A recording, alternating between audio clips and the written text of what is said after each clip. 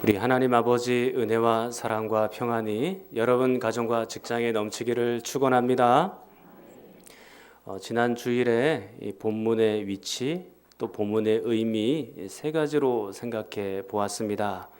첫 번째 본문의 의미는 제자들은 세상 속으로 파송되어져야 됩니다 라는 당위성을 우리에게 보여주는 본문입니다. 제자들은 산속에서 또는 교회에서 큰 은혜를 받았습니다. 은혜를 받았으면 어떻게 해야 될까요? 세상으로 나가서 하나님의 일들을 감당해야 되는 것입니다. 우리가 하나님의 일 하면 교회에서만 봉사하는 일로 생각하기 쉽습니다. 찬양대로 또 아니면 구역장으로 교사로 이렇게 교회 안에서만 봉사하는 일을 하나님의 일이라고 생각하기 쉽지만 실제로는 세상 속에서 일하는 것도 그건 역시 하나님의 일이다라고 우리는 생각해 볼 수 있습니다. 제자들이 산 속에 있다가 내려와서 세상 속에서 처음 마주대한 세상의 풍경은 어떤 것이었나요? 자, 17절을 보니까 귀신 들린 아이가 있고 또 18절 귀신은 그를 잡고 조종하죠. 거꾸러뜨리고 거품 흘리게 하고 이를 갈고 파리하게 만듭니다. 이것이 오늘날 세상을 살아가는 사람들의 모습이에요. 사단의 손에 붙들려서 영혼이 파리해질 정도로 그리고 거품 흘리고 쓰러지는 사람들이 굉장히 많습니다. 우리나라만 해도 4천만 명이 넘으니까요. 그렇다면 우리가 세상 속으로 파송되어져야 될 충분한 이유가 여기 있다라고 볼 수 있는 겁니다. 저는 여러분들이 세상 속으로 나가서 파리해져 가고 거품 흘리며 죽어가고 사단에게 붙들려 있는 그들을 그 영혼들을 구원해내고 건져내는 일에 여러분들이 쓰임 받기를 축원합니다. 두 번째 본문의 위치, 본문의 의미는 이 기적 사건 안에서도 교훈과 가르침이 있다라는 것입니다. 이 마가복음 3막으로 구성이 되어 있다고 말씀드렸잖아요. 1막에서는 기적 사건이 많이 나오죠. 또 2막에서는 교훈과 가르침이 주를 이루고 있단 말이에요. 그런데 오늘 본문은 기적 사건이기는 하지만 그래도 이 가운데서도 뭔가 예수님이 가르쳐 주시고 교훈하시는 부분이 있다라는 겁니다. 뭘 교훈하실까요? 자, 19절 말씀 19절 대답하여 이르시되 믿음이 없는 세대여. 그러니까 믿음이 등장하죠. 그리고 23절 예수께서 이르시되 할 수 있거든이 무슨 말이냐 믿는 자에게는 능히 하지 못할 일이 없느니라. 여기서도 믿음이 나옵니다. 그리고 24절 하반절 나의 믿음 없는 것을 도와주소서. 계속해서 믿음에 대해서 강조가 되고 있죠.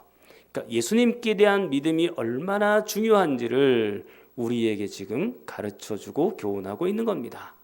자, 그리고 본문의 세 번째 위치, 그 의미는 홀로 서기의 믿음을 준비하십시오라는 겁니다. 자, 19절 말씀. 자, 19절 한번 여러분들 읽겠습니다. 시작.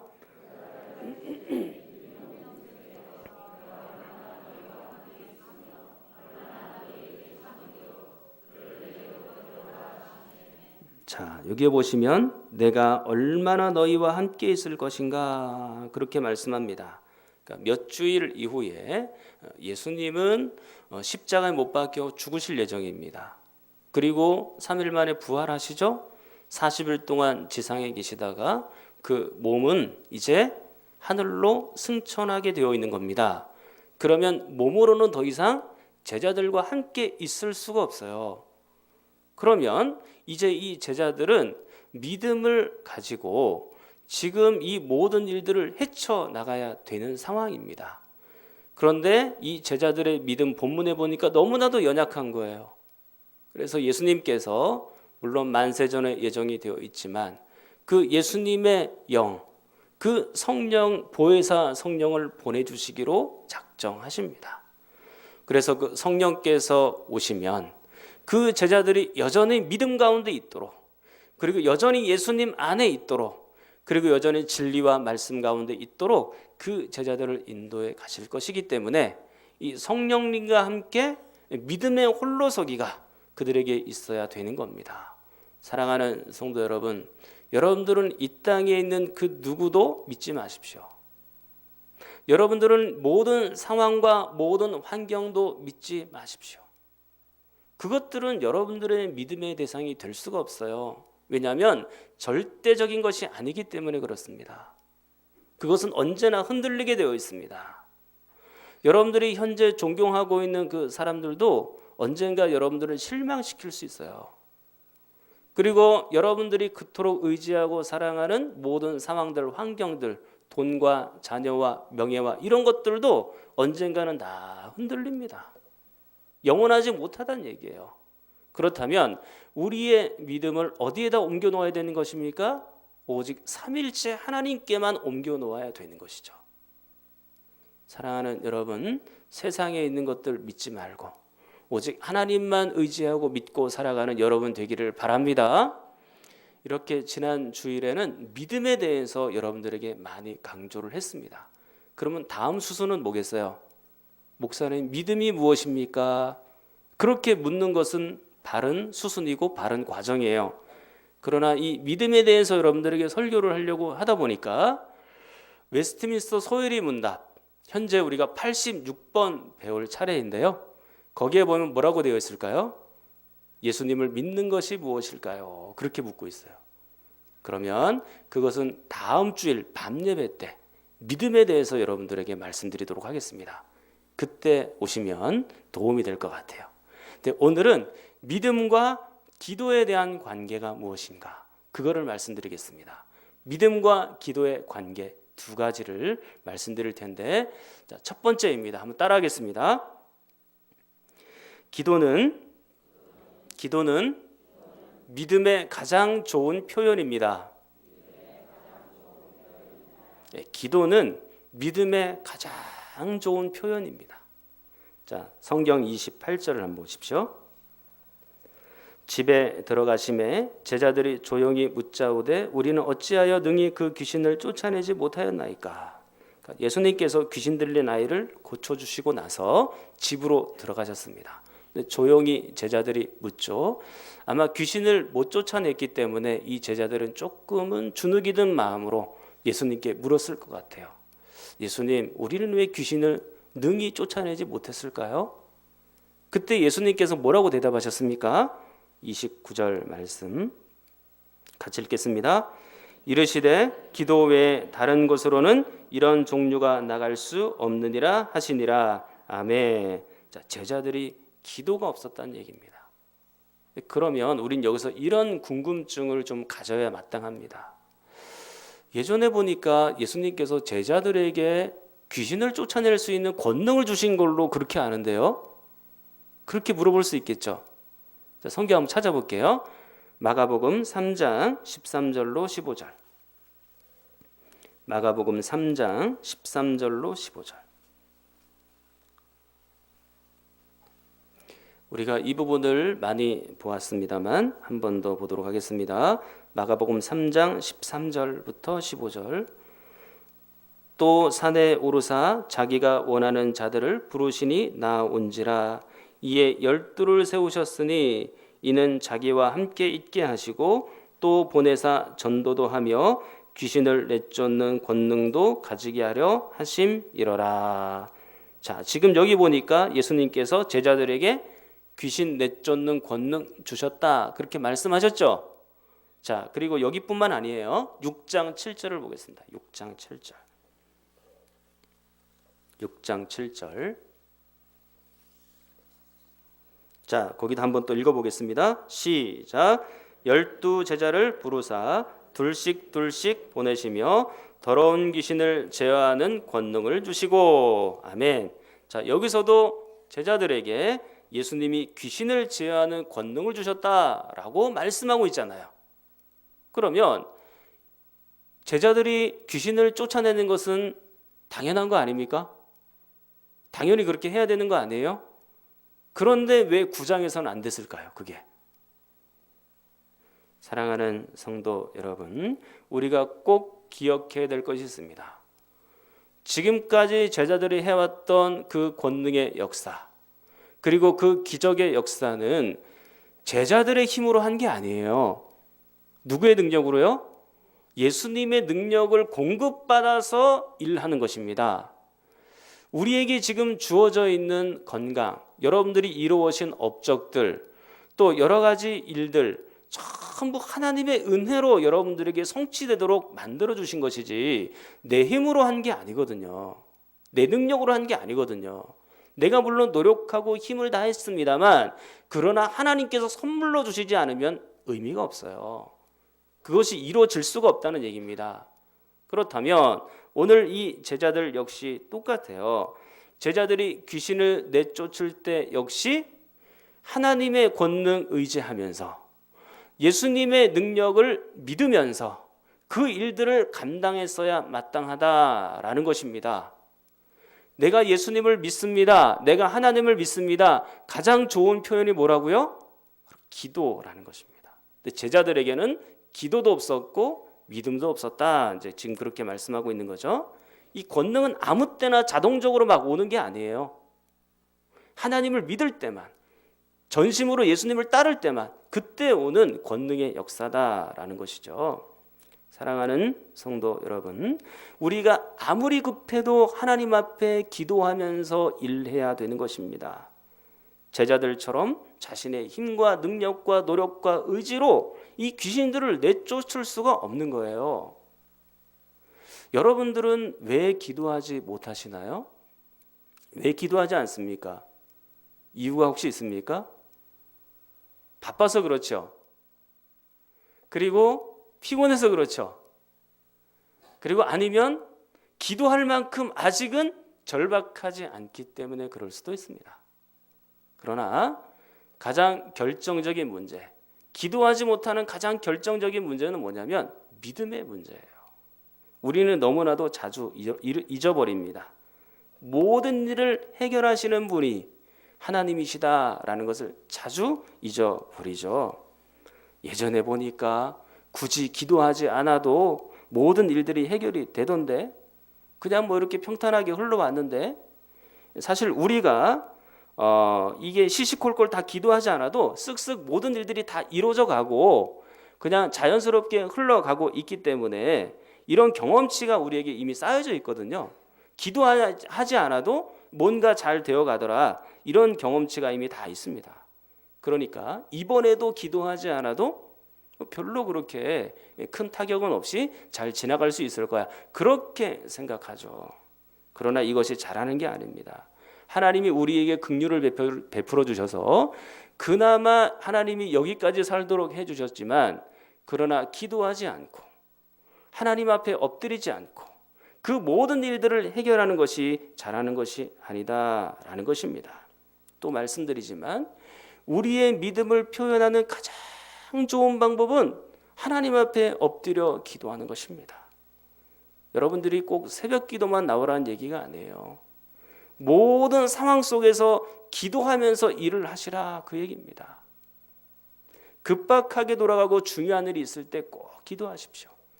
그 좋은 본보기가 누구냐면 느헤미야입니다. 여러분 구약 성경의 느헤미야에 보면 느헤미야서에 보면 그 느헤미야가 바벨론의 왕궁에서 근무하는 신하였어요. 왕의 사랑을 받고 총애를 얻는 그런 신하였죠. 그런데 이 고국에 대한 소식, 예루살렘에 대한 소식을 들은 겁니다. 예루살렘이 완전히 성벽이 무너졌고 성문은 불탔고 백성들은 이리저리 방황하고 있고 그런 얘기를 들으니까 마음이 너무 아픈 거예요. 그러다 왕 앞에서 일들을 감당하다가 그만 얼굴에 근심빛이 돈 겁니다. 그 고국을 생각하다 보니까.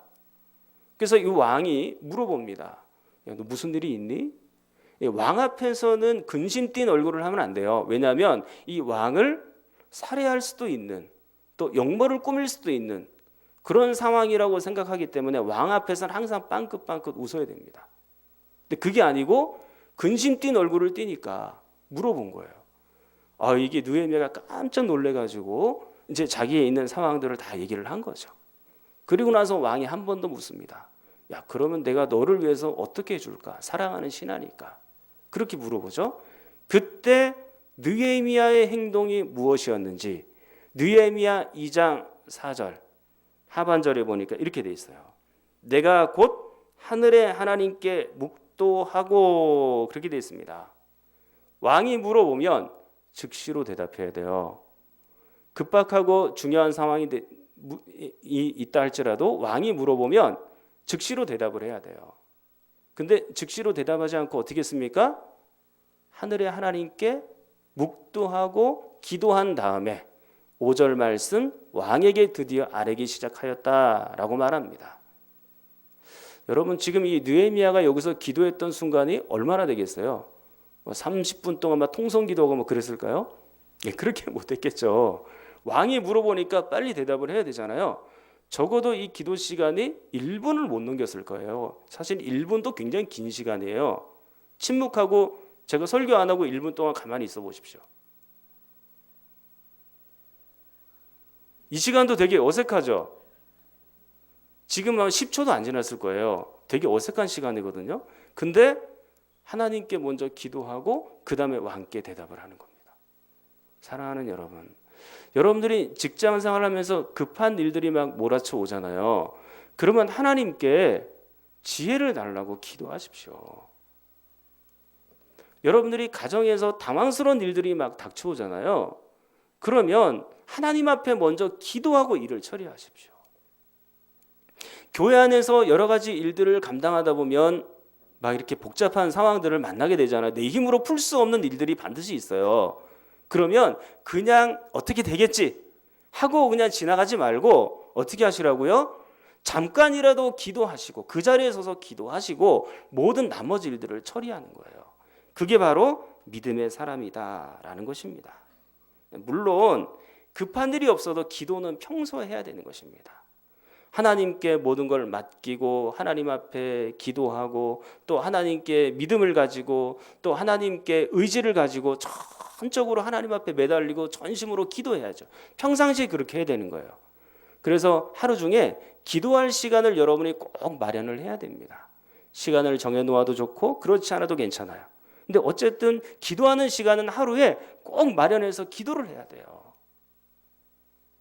여러분, 급한 일이 생길 때만 기도하는 것은 사실 조금 부끄러운 일입니다. 기도하는 건 잘하는 일이기는 한데 그래도 급할 때만 하나님을 찾는 것은 약간 쑥스러운 일이죠. 여러분, 인간관계에서도 마찬가지잖아요. 평소에는 전화 한 통 없는데 어느 날 친구가 전화가 딱 온 거예요. 그래서 친구한테 이런저런 얘기를 막 서로 나누죠.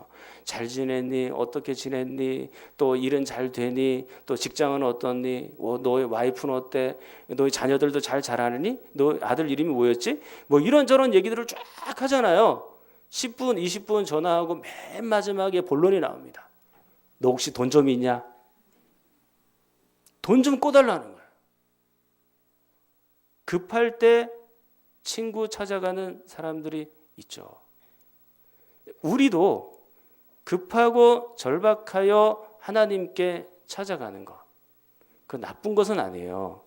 하나님께서 돌아오라, 기도해라, 나와 교제하자, 그런 사인이니까 그것도 잘하는 겁니다. 그러나 평상시에 기도의 훈련이 되어 있어야 급한 일이 생겨도 하나님께 기도할 수 있는 거예요. 평상시에 기도의 훈련이 안 돼 있잖아요.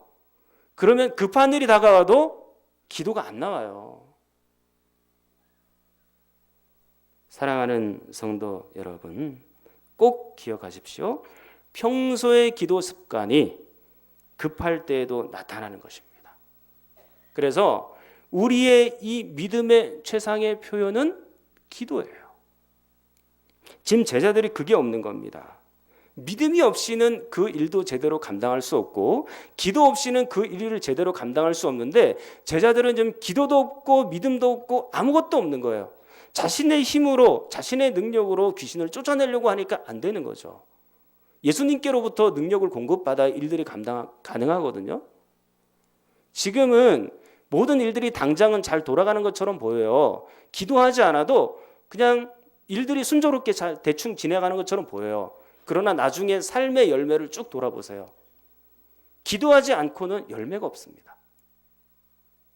이 중요한 것입니다. 기도해야 그 가운데 성령의 열매가 맺혀지게 되는 거예요. 기도하면서 믿음으로 감당하셔야 됩니다. 자, 두 번째, 믿음과 기도의 관계입니다. 한번 따라하겠습니다. 기도하면 믿음이 생깁니다. 다시 한번요. 기도하면 믿음이 생깁니다. 네, 그건 맞는 얘기죠. 자, 성경을 볼게요. 22절. 귀신이 그를 죽이려고 불과 물에 자주 던졌나이다. 그러나 무엇을 하실 수 있거든 우리를 불쌍히 여기사 도와주옵소서 그랬죠. 귀신 들린 아이의 아버지가 아예 믿음이 없는 건 아니에요. 믿음이 있으니까 예수님께로 이 아이를 데리고 왔겠죠. 그런데 조건이 붙어 있어요. 어떤 조건인가요? 하실 수 있거든 이라는 조건이 붙어 있죠. 그러니까 못 하실 수도 있다는 전제가 지금 있는 거잖아요. 이 아이의 병은 깊었고 오래되었으니 예수님이라고 이 일을 해낼 수 있으실까? 그러나 혹시 하실 수 있다면 그런 뉘앙스가 여기에 있는 거잖아요. 그러면 이의 믿음은 불완전한 믿음이란 얘기예요. 그때 예수님께서 믿음을 촉구하시는 그런 말씀을 하시죠. 자, 23절입니다. 23절. 자, 여러분이 한번 읽겠습니다. 시작. 예수께서 이르시되 할 수 있거든이 무슨 말이냐? 믿는 자에게는 능히 하지 못할 일이 없느니라 하시니. 아멘. 자, 믿는 자에게는 능히 하지 못할 일이 없느니라 그렇게 말씀하셨어요. 인간에게 믿음이 있다면 모든 일이든 충분히 다 해낼 수 있다 그렇게 지금 말씀하고 있는 거죠. 물론 기적의 역사, 모든 일의 주관자는 삼위일체 하나님이십니다. 정말로 모든 일은 하나님께서 주관하시고 이루어 가시는 것이죠. 그렇다고 인간에게 책임이 없냐? 그런 건 아니에요. 인간에게도 동시에 책임이 있습니다. 다시 한번 말씀드리지만 분명히 모든 기적은 하나님의 능력으로만 가능한 겁니다. 우리 일상에서 일어나는 모든 일들도 하나님의 능력으로 여기까지 인도가 된 거예요. 그건 분명한 사실입니다. 그러나 인간에게도 믿음이라는 책임이 동시에 주어져 있고 피할 수 없다라는 것입니다. 그 예를 한번 볼게요. 자, 마가복음 6장 3절로 6절입니다. 마가복음 6장 3절로 6절. 마가복음 6장 예수님께서 갈릴리 그 나사렛이라는 고향으로 오셨어요. 고향으로 오셨을 때 자, 거기 어떻게 돼 있는지 마가복음 6장 3절로 6절. 이 사람이 마리아의 아들 목수가 아니냐? 야고보와 요셉과 유다와 시몬의 형제가 아니냐? 그 누이들이 우리와 함께 여기 있지 아니하냐 하고 예수님을 어떻게 해요? 배척한지라. 예수께서 그들에게 이르시되 선지자가 자기 고향과 자기 친척과 자기 집 외에서는 존경을 받지 못함이 없느니라 하시며 거기서는 아무 권능도 행하실 수 없어 다만 소수의 병자에게 안수하여 고칠 뿐이었고 그들이 믿지 아님을 이상히 여기셨더라고 했습니다. 자, 어떻습니까? 예수님이 주권적으로 권능도 행하시고 또 주권적으로 기적도 행하시고 예수님의 능력으로 병자들도 고치기는 하나 지금 인간에게도 믿음이 없을 때 예수님은 어떻게 하셨나요? 권능을 행하시지 않으셨다라고 그렇게 말씀하고 있습니다. 그러니까 결국 하나님은 예수님은 인간의 믿음을 사용하셔서 일하시는 것이죠. 여러분들 안에 믿음이 있는지 없는지 그것을 살펴보시고 그것을 들여다보시면서 그것을 받을 만하면 주시고 받지 않을 만하면 안 주시는 것입니다. 믿음으로 하나님이 일하시는 거예요. 자, 이렇게 하나님께서 예수님께서 이 귀신 들린 아버지에게 믿음을 촉구하신 이후에 이 아버지의 반응이 매우 중요합니다. 자, 24절 본문 24절입니다. 9장 24절로 오십시오. 9장 24절. 자, 한번 또 여러분들이 읽겠습니다. 시작. 곧 그 아이의 아버지가 소리를 질러 이르되 내가 믿나이다. 나의 믿음 없는 것을 도와주소서 하더라. 아멘. 자, 그 아버지는 절박한 목소리로 예수님 앞에 기도하며 부르짖었습니다. 정말로 믿음 없음에 대해서 통회하는 심령으로 영혼에서부터 흘러나오는 그런 안타까운 마음을 가지고 예수님 앞에 부르짖고 기도하였죠. 나의 믿음 없는 것을 도와주십시오. 제발 나의 믿음 없는 것을 좀 도와주십시오라고 간절하게 예수님께 아뢰었던 것입니다. 이 아버지가 나의 아들을 고쳐주십시오 그렇게 기도했습니까? 그게 아니죠. 나의 믿음 없음을 좀 도와주십시오라고 그렇게 예수님께 간절하게 엎드려 기도했던 것입니다. 지금 이 아버지는 자기가 뭐가 부족한지를 안 거예요. 나에게 믿음이 없었구나. 내가 예수님께 대한 믿음이 없었구나. 그것을 알고 그 필요를 달라고 예수님께 간절하게 구하여 엎드리고 있는 것이죠. 사랑하는 성도 여러분, 우리는 무엇이 부족한지를 정확하게 아셔야 됩니다. 우리는 보통 내 앞에 닥친 문제에만 집중하는 경우들이 많아요.